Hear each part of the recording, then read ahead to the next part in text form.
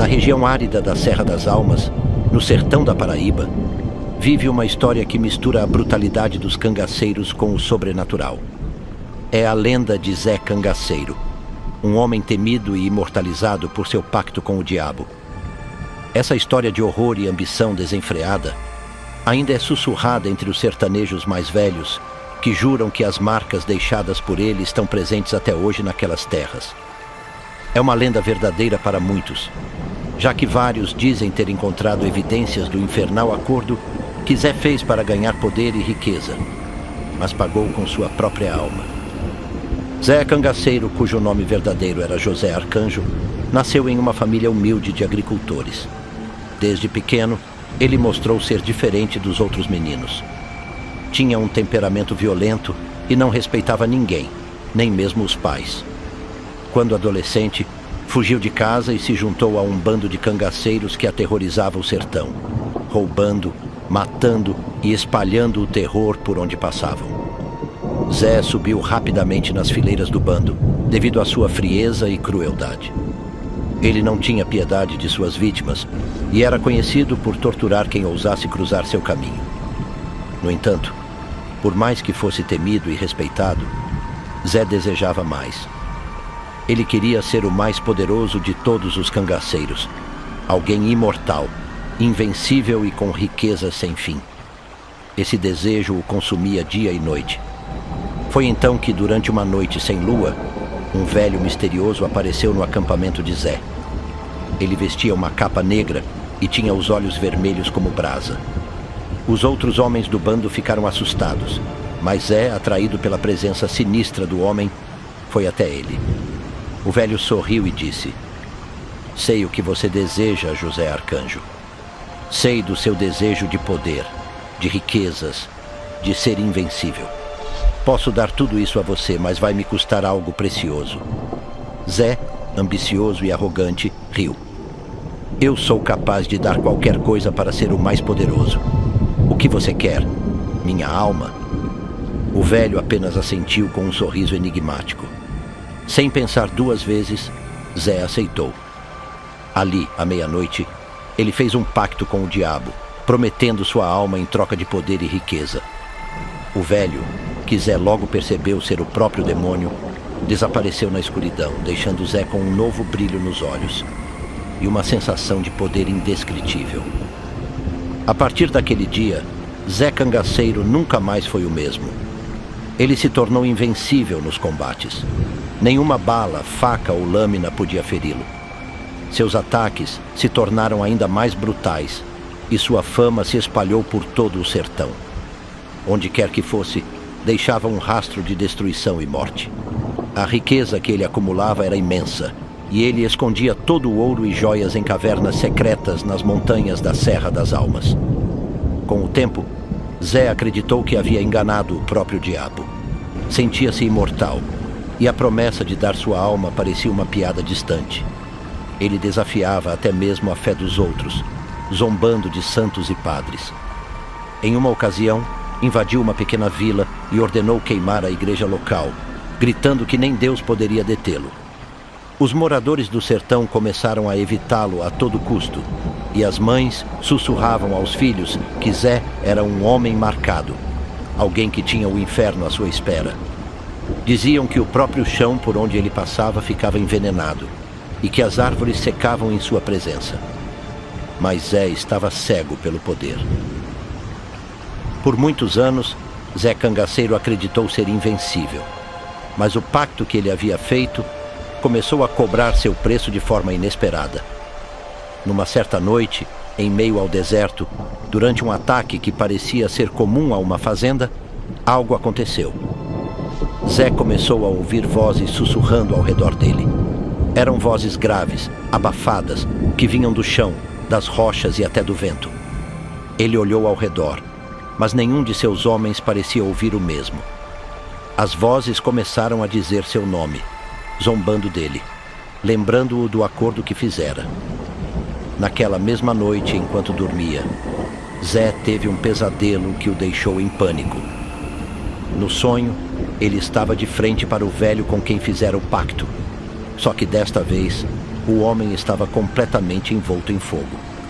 O diabo sorriu para ele e disse: "Seu tempo está acabando, José Arcanjo. Eu vim cobrar o que é meu." Quando Zé acordou, suando frio, percebeu que havia algo de errado. Uma sombra negra o seguia onde quer que ele fosse, e por mais que ele tentasse fugir, a presença parecia estar sempre atrás dele, crescendo a cada passo. Após semanas de tormento, Zé percebeu que algo estava muito errado. Ele não conseguia mais dormir e passou a ter alucinações durante o dia. Via figuras sombrias no horizonte e ouvia gargalhadas ecoando em sua mente. Seu poder, antes inabalável, parecia estar se esvaindo aos poucos. Desesperado, Zé foi até a caverna onde escondia suas riquezas e implorou para o diabo aparecer. Ele queria renegociar o pacto, achando que poderia escapar do seu destino. Mas quando o velho surgiu novamente, envolto em sombras e fogo, sua resposta foi apenas uma gargalhada. "Eu dei o que você queria, Zé Cangaceiro. Agora é hora de eu receber o que é meu." Zé tentou fugir, mas a caverna começou a desmoronar. O chão se abriu sob seus pés, e ele foi arrastado para dentro de um abismo escuro e profundo, enquanto ouvia as gargalhadas demoníacas ao longe. Dizem que, enquanto ele caía, viu suas riquezas se transformando em chamas e sombras, consumidas pelo próprio inferno. Após o desaparecimento de Zé Cangaceiro, seu bando se desfez, e os rumores sobre seu pacto se espalharam ainda mais. Ninguém nunca mais encontrou seu corpo, mas muitos afirmam que a caverna onde ele guardava seus tesouros está amaldiçoada. Alguns aventureiros tentaram entrar nela em busca do ouro, mas nunca retornaram. Os moradores da Serra das Almas evitam passar perto das montanhas, especialmente à noite. Dizem que, em certas noites, é possível ouvir os gritos de Zé ecoando nas pedras, como se sua alma estivesse presa entre os vivos e o inferno, pagando eternamente o preço por sua ambição desmedida. Até hoje, a lenda de Zé Cangaceiro e seu pacto com o diabo assombra o sertão da Paraíba, como um aviso de que, por mais poder que alguém possa alcançar, sempre há um preço a ser pago, e o diabo nunca esquece uma dívida.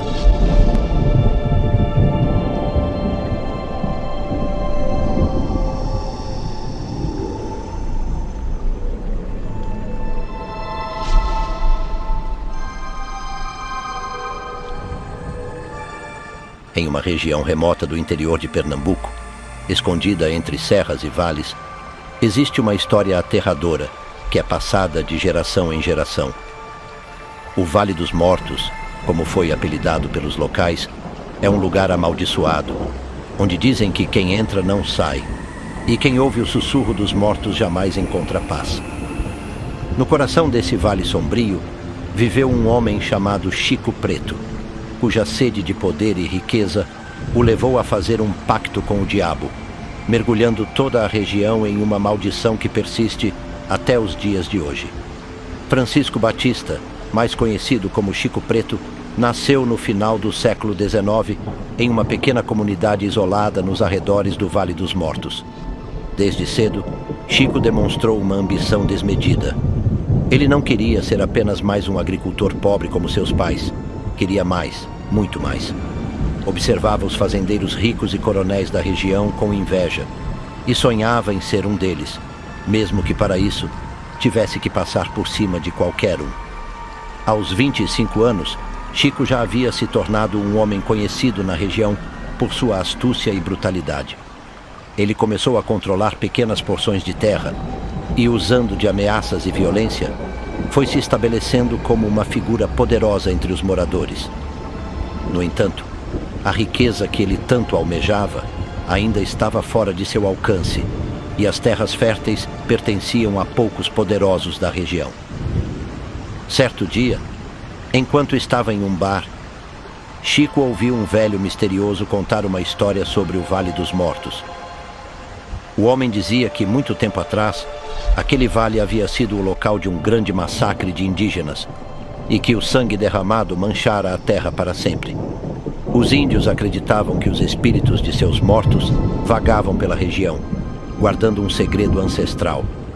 um tesouro escondido no fundo do vale, protegido por entidades sobrenaturais. Chico ficou obcecado com a ideia de encontrar esse tesouro. Ele acreditava que seria sua chance de se tornar o homem mais rico da região. No entanto, o velho advertiu: ninguém que havia tentado entrar no Vale dos Mortos jamais voltou. Desconsiderando os avisos, Chico Preto decidiu que partiria em busca do tesouro. Ele recrutou 3 homens de confiança para acompanhá-lo: Zeca, um pistoleiro; João Pardo, um explorador experiente; e Manuel, um curandeiro que sabia lidar com as superstições da região. Juntos, partiram rumo ao Vale dos Mortos, carregando armas, mantimentos e o desejo de encontrar as riquezas que Chico acreditava estar enterradas ali. Logo na entrada do vale, o ar começou a mudar. Um silêncio profundo envolvia o lugar, como se os sons da natureza fossem abafados por uma presença invisível. O vento soprava frio, mesmo em plena luz do dia, e uma névoa espessa cobria o chão, dificultando a visão. Os homens sentiram o peso de uma presença sombria, mas Chico, determinado, os empurrou para a frente. Enquanto avançavam, começaram a notar coisas estranhas. Rochas tinham marcas de arranhões, como se garras gigantes tivessem rasgado a pedra. Árvores retorcidas pareciam formar rostos de dor em seus troncos, e o vento trazia sussurros indistinguíveis que pareciam vir de todas as direções. Manuel, o curandeiro, sugeriu que talvez devessem voltar, mas Chico riu e continuou a liderar o grupo, convencido de que estava próximo de algo grandioso. No terceiro dia de exploração, algo aterrorizante aconteceu. Enquanto acampavam à beira de um rio seco, Manuel, que estava recolhendo lenha, desapareceu sem deixar rastro. Os outros procuraram por horas, chamando por ele, mas não encontraram nenhum sinal. Quando a noite caiu, ouviram um som horrível vindo das profundezas do vale. Um grito agudo, como se alguém estivesse sendo torturado.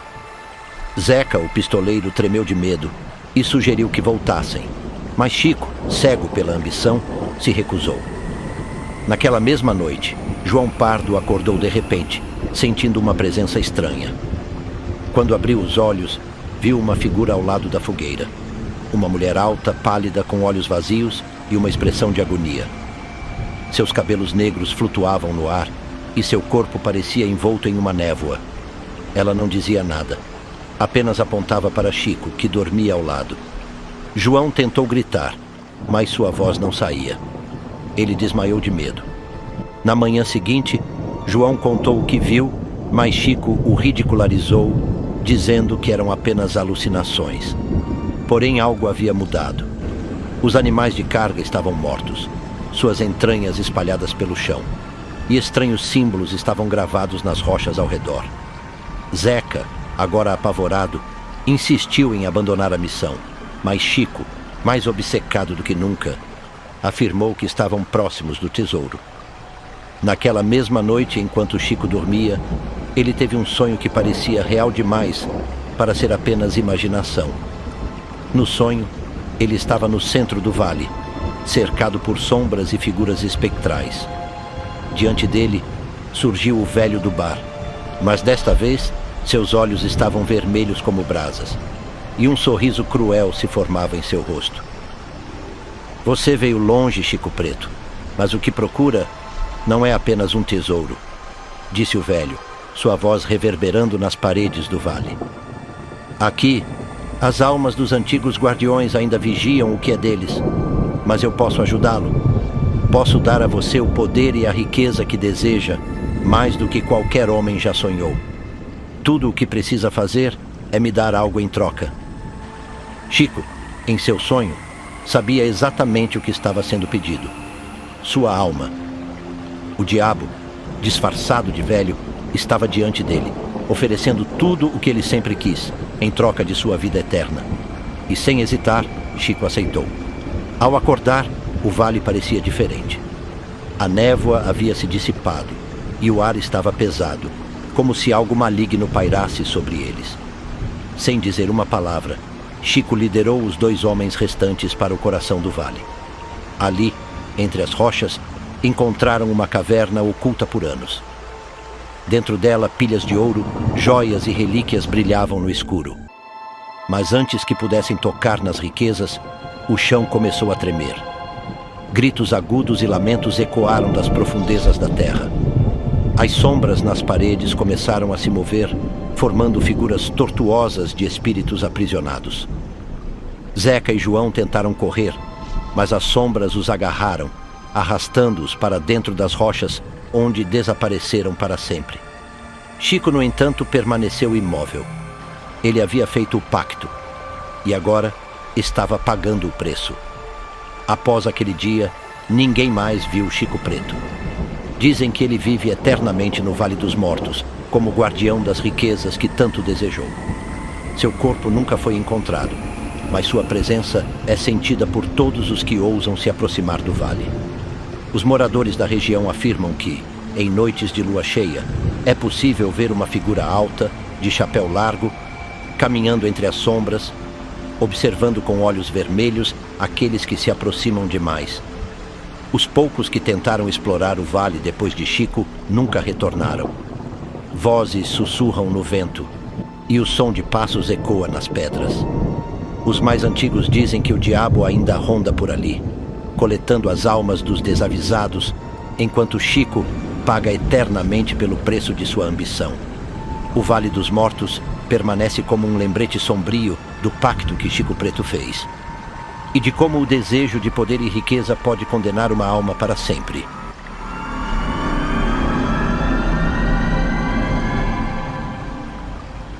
Em uma pequena cidade do interior da Paraíba, conhecida como Cajazeiras, vivia uma mulher chamada Mãe Maria. Conhecida por seus conhecimentos em ervas e simpatias, Mãe Maria era respeitada e temida ao mesmo tempo. Diziam que ela tinha o poder de curar doenças e resolver problemas amorosos, mas também que sua prática estava ligada a forças ocultas e a pactos com entidades sobrenaturais. Mãe Maria era uma mulher de origem humilde, que desde jovem mostrava-se diferente das outras crianças. Enquanto as outras brincavam e sonhavam com uma vida simples, Maria tinha visões e sonhos que a levavam a crer que era escolhida para algo maior. Sua avó, uma benzedeira, ensinou-a sobre as plantas medicinais e os segredos do mundo espiritual.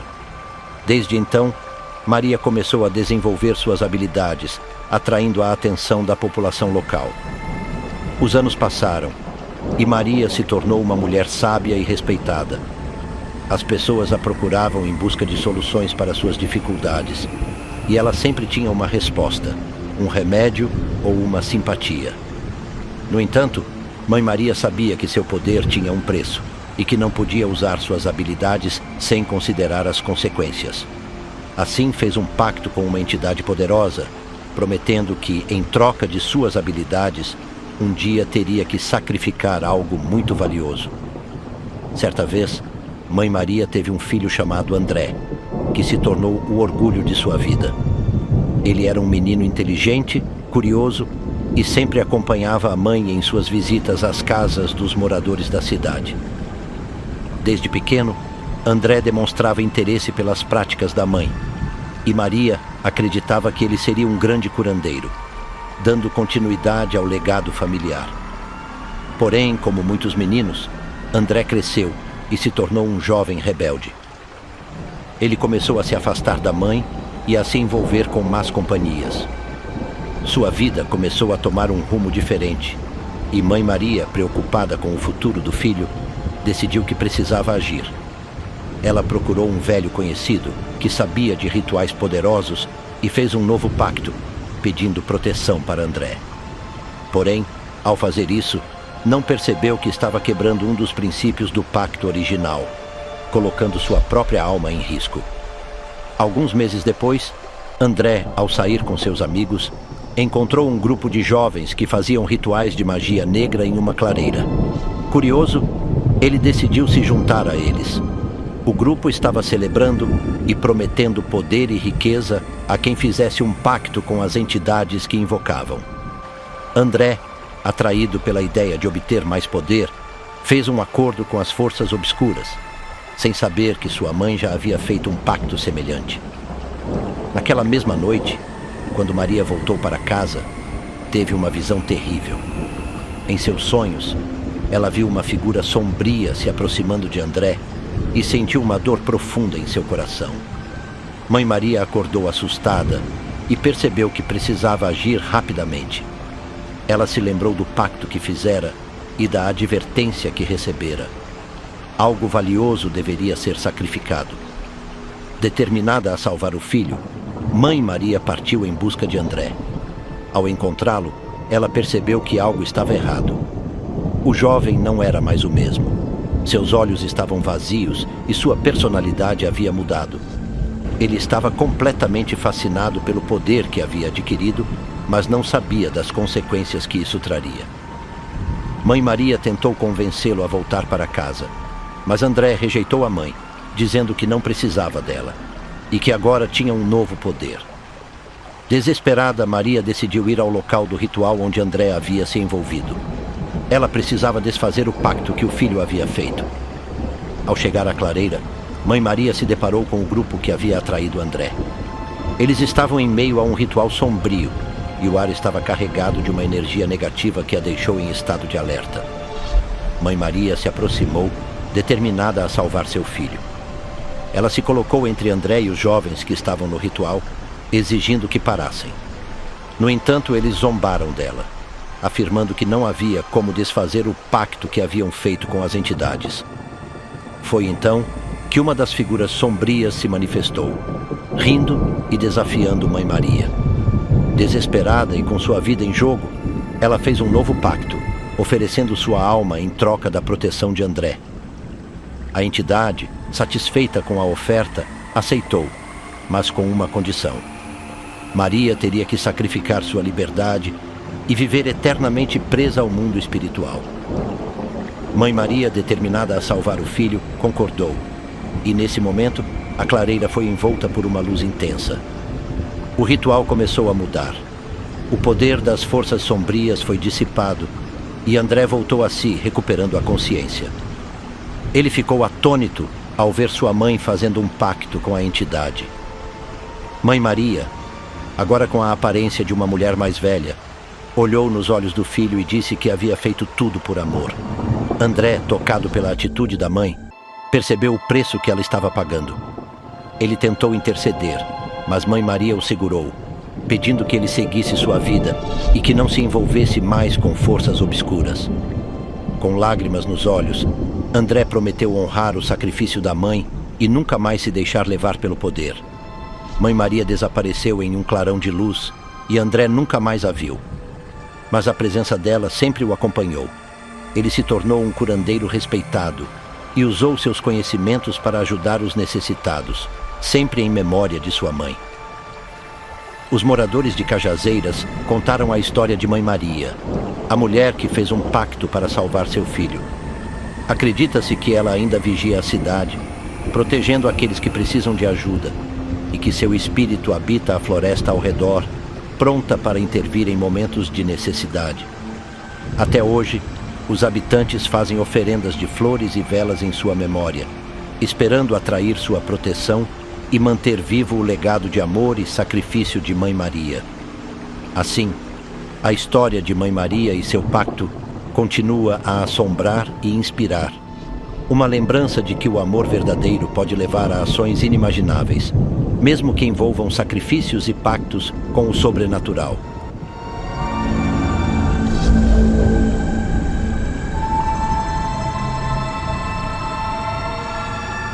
No sertão profundo de Pernambuco, mais precisamente nas proximidades de uma pequena cidade chamada Barra do Catimbau, existe uma história que poucos ousam contar, mas que todos conhecem. É a história de Antônio das Sombras, um homem que, em sua busca incessante por poder e fortuna, fez um pacto com o diabo. A maldição que esse acordo trouxe não só destruiu sua vida, mas também condenou sua alma a vagar eternamente pelas terras áridas, espalhando o terror por onde passa. Antônio nasceu em uma família pobre de camponeses, que mal conseguia sobreviver da terra seca e castigada pela seca do sertão. Desde cedo, ele mostrou um desprezo profundo pela vida de miséria que levava.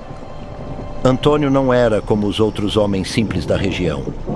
Ele nutria um desejo insaciável por riqueza e poder. Olhava com desprezo para os homens ricos da cidade, donos de grandes fazendas e vastos rebanhos, e jurou para si mesmo que jamais viveria na pobreza. Ainda jovem, Antônio começou a frequentar os becos mais escuros de Recife, onde aprendeu sobre os antigos rituais e magias proibidas que eram praticadas em segredo por homens desesperados como ele. Dizem que ele fez amizade com um velho feiticeiro, conhecido apenas como Pai Bento, que lhe falou sobre um ritual antigo e perigoso que podia lhe conceder tudo o que ele desejava. Mas em troca, teria que pagar um preço terrível. A ambição de Antônio o cegou para as advertências que Pai Bento lhe deu. O velho feiticeiro o advertiu, dizendo que o diabo sempre cobra sua dívida e que o preço pode ser mais alto do que o imaginado. No entanto, Antônio estava disposto a qualquer coisa para mudar seu destino. Decidido, ele marcou um encontro com o diabo. Na noite de lua cheia, Antônio seguiu as instruções do feiticeiro e foi até uma encruzilhada isolada, onde apenas o som do vento cortava o silêncio da noite. Ele acendeu as velas pretas e com um punhal fez um corte profundo na palma de sua mão, deixando o sangue pingar no chão seco. Enquanto murmurava as palavras do ritual, a temperatura caiu drasticamente e uma brisa gelada passou pela encruzilhada. De repente, uma figura sombria surgiu diante de Antônio. Era o diabo, em sua forma mais sinistra. Alto, com olhos vermelhos que brilhavam como brasas e um sorriso que exalava maldade. O ar ao redor de Antônio ficou pesado e ele sentiu uma presença opressiva que quase o sufocava. "Eu vim", disse o diabo, sua voz ressoando como um trovão abafado. "O que você deseja, Antônio?" Sem hesitar, Antônio pediu riqueza, poder e terras. Queria ser o homem mais rico e temido de toda a região. O diabo, com seu sorriso pérfido, concordou. Mas antes de desaparecer nas sombras, fez uma advertência. "Você terá tudo o que deseja, mas quando eu voltar, viremos buscar o que é meu." Antônio, cego pela ganância, não se importou com o aviso. Para ele, o futuro parecia brilhante e promissor, e os avisos do diabo não eram mais do que palavras vazias. Após o pacto, a vida de Antônio mudou da noite para o dia. Ele começou a encontrar riquezas onde antes só havia miséria. As suas colheitas eram as mais fartas, enquanto as fazendas vizinhas lutavam contra a seca e a fome. Ele comprou terras, expandiu seu império e em pouco tempo se tornou o fazendeiro mais poderoso de toda a região. As pessoas de Barra do Catimbau passaram a temer e respeitar Antônio das Sombras. Sua fortuna parecia não ter limites e ele adquiria cada vez mais poder. As terras de Antônio prosperavam como se fossem abençoadas, enquanto as propriedades ao redor murchavam. Mas, com o tempo, começaram a surgir rumores. Diziam que Antônio tinha feito um pacto com o diabo e que sua riqueza era fruto de forças sombrias. Apesar dos boatos, ninguém ousava confrontar Antônio. Ele construiu uma mansão imponente no alto de uma colina, de onde podia observar todas as suas terras. Mas, à medida que sua fortuna crescia, algo estranho começou a acontecer. A casa de Antônio ficava cada vez mais sombria, e uma atmosfera opressiva pairava sobre o local. Muitos dos seus empregados diziam ouvir sussurros e risadas macabras durante a noite, e alguns chegaram a ver figuras sombrias vagando pelos corredores. Após alguns anos de sucesso incontestável, Antônio começou a ter pesadelos constantes. Em seus sonhos, ele via uma figura sombria se aproximando, rindo e sussurrando que sua hora estava chegando. A cada noite, os sonhos ficavam mais nítidos e a voz do diabo tornava-se mais clara. Uma noite, durante uma tempestade violenta, algo sinistro aconteceu. Um raio atingiu a colina onde ficava a mansão de Antônio e todas as luzes da casa se apagaram. Os empregados, apavorados, fugiram da mansão, deixando Antônio sozinho. Foi então que ele ouviu o som de passos pesados ecoando pelo chão da casa. O vento soprava com força, fazendo as janelas tremerem. Antônio sabia que o diabo havia voltado para cobrar sua dívida. Quando a porta do seu quarto se abriu lentamente, ele viu a figura sombria que havia visto tantas vezes em seus pesadelos. O diabo estava ali, como prometido. Seu sorriso era frio e calculista, e seus olhos ardiam com um brilho infernal. "Chegou a hora, Antônio", disse o diabo. "Vim buscar o que é meu." Desesperado, Antônio implorou por mais tempo, oferecendo mais terras, mais riquezas, qualquer coisa que pudesse adiar o inevitável. Mas o diabo apenas riu. "Eu te dei tudo o que pediu, agora é hora de você pagar o preço." Naquela mesma noite, Antônio desapareceu. Quando os moradores de Barra do Catimbau subiram até sua mansão, encontraram-na em ruínas, como se tivesse sido abandonada há décadas. As terras férteis de Antônio murcharam em questão de dias, e seu nome se tornou um sinônimo de maldição. Dizem que sua alma foi levada pelo diabo para cumprir sua parte no pacto, mas que sua presença ainda vaga pela região. Moradores da cidade relatam que, nas noites de lua cheia, podem ver a sombra de Antônio das Sombras vagando pelos campos, como se estivesse preso entre este mundo e o próximo, buscando almas para arrastar com ele para o inferno. Aqueles que ousam se aventurar perto da antiga mansão abandonada afirmam ouvir sussurros no vento, e alguns dizem que, se você ouvir atentamente, pode escutar a voz de Antônio implorando por misericórdia, mas sem nunca encontrá-la. A história de Antônio das Sombras é contada como um aviso em Barra do Catimbau e nas regiões ao redor. Aqueles que desejam riqueza e poder a qualquer custo são advertidos sobre o preço que isso pode ter. A mansão de Antônio permanece em ruínas e poucos ousam se aproximar dela, com medo de encontrar a mesma escuridão que consumiu o homem que uma vez teve tudo, mas perdeu sua alma. Até hoje, sua história continua a ser um dos contos mais aterrorizantes do sertão pernambucano. E as marcas de seu pacto sombrio ainda assombram as terras que um dia floresceram sob seu comando.